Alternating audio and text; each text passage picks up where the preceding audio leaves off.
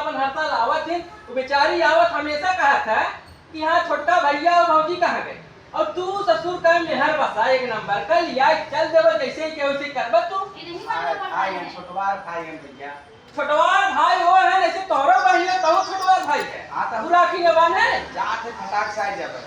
अभी बताओ हमारे बहन है जो आवत है तके बहन ना है वो नहीं उतना ना हमारा काई ना हमारा तो काहे के हमेशा रक्षाबंधन के लिए चला जाता अपने मेहरारू का कबो सारे जब से तैयार बिया बाबा बानी कबो ते राखी नहीं बनवाए। अरे तो भैया तो हरो तो भाऊजी तो ये जात है ना तो ये जाती बनवा ले तब जाती तोरी ने एक दिन पहले उठ के नहीं चली जाती। अरे तो और जाबो करते सारे का एक हफ्ता एक महीना बाद रक्षाबंधन के आवते जो ने बहिनी आवे के बच जाए